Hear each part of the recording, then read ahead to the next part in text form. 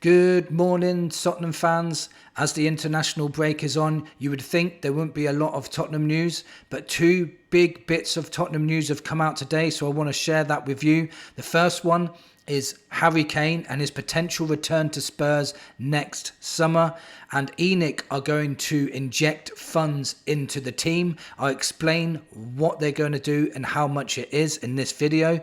If you're new here, hit that subscribe button and hit that like button. Really helps this channel grow. I'm on the road to 3,000 subscribers. Now, let's start with the Harry Kane story, because this is, for me, quite exciting. This is a player I'd love to have back at Tottenham Hotspur. That's one of the decisions Spurs would have to make. Would they go backwards in signing this guy, or do they think he's still good enough to take us up another level? In my opinion, if he came to Spurs tomorrow, he would be our best striker. He is still world class in my opinion. He's never had pace. So the excuse he's getting older doesn't make a difference for me. He's still strong, still knows how to hold the ball up, and most importantly, he still knows how to score goals, and that's what he does week in, week out. I think he's got 119 goal contributions in 100 games for Bayern Munich, and he's breaking all sorts of records there. I think he's got more hat-tricks now than Lewandowski already, and he's only been there, one season, 2 seasons now. It's crazy what he's doing out there. So, and you can't just say it's Germany, because he scored 30 goals in his last season at Spurs, 30 league goals that was. So, and that's crazy to see that as well. So why I think this is a logical move for Harry Kane, and I think it really will happen. I honestly, if Spurs want it to happen, it will happen, in my opinion, and I think he will want it to happen too.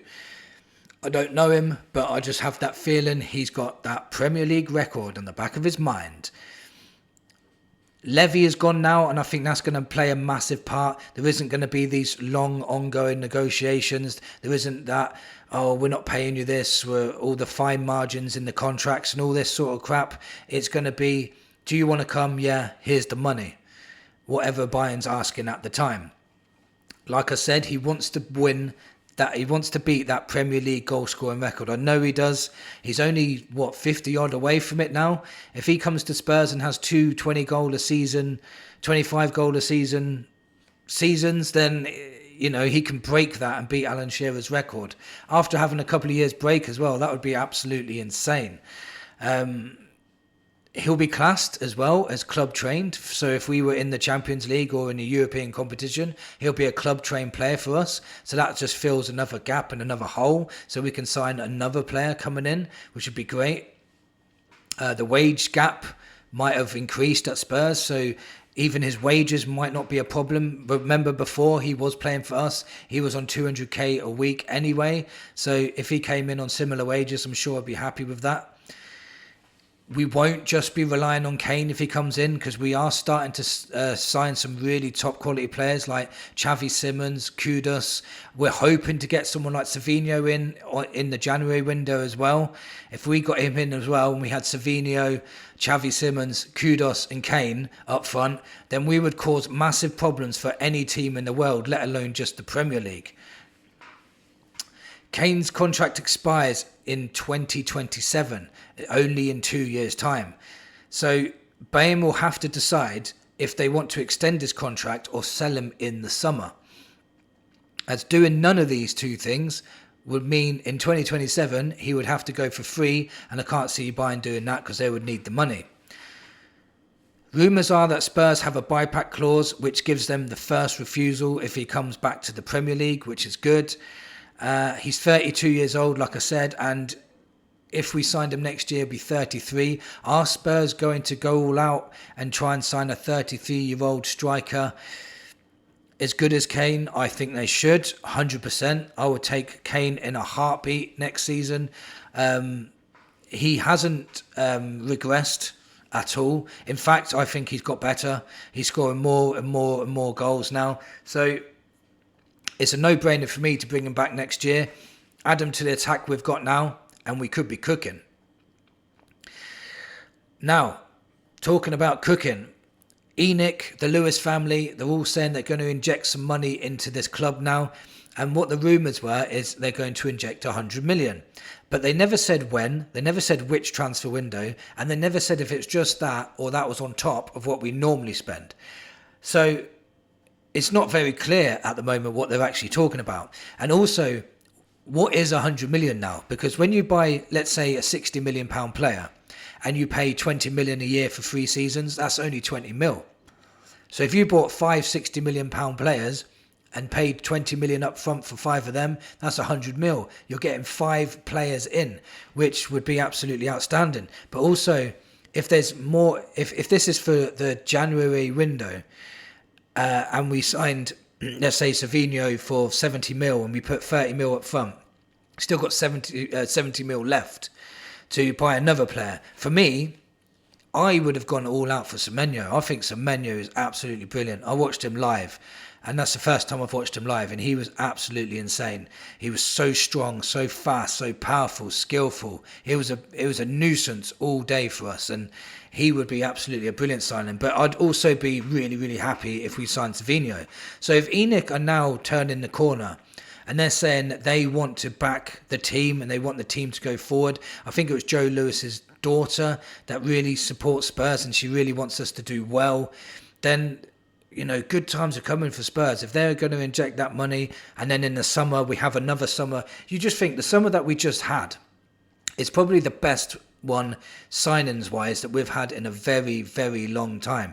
Even the caliber of players we missed out on, Morgan Gibbs-White, Eze, Savinho, didn't get over the line either.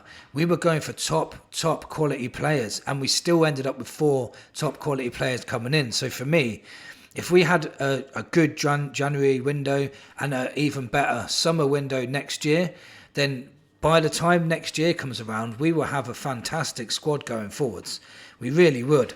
And not only that, that'll be another year of the youngster developing. So I'm hoping Bergvall, Gray, Tell, Odegaard have all stepped up by then as well.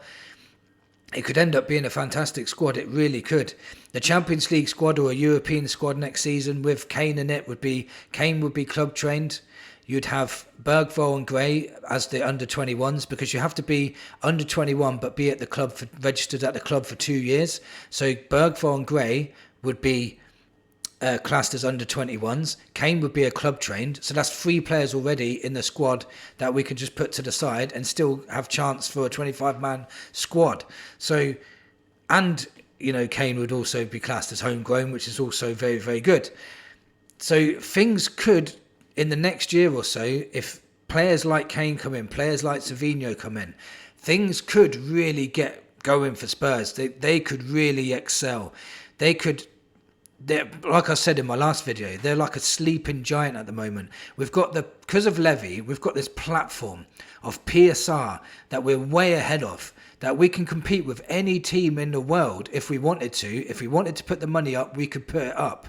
And if we increased our wage bills as well, to attract more players.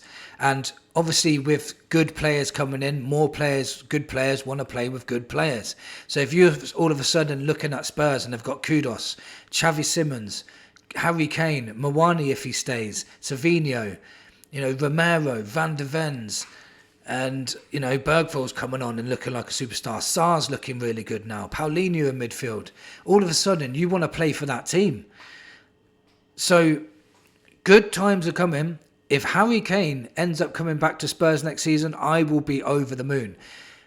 If Spurs are willing to pay the money, we don't have that long negotiation problem with Levy anymore. Kane won't have to worry about Levy. He can just come back. He's one of our own.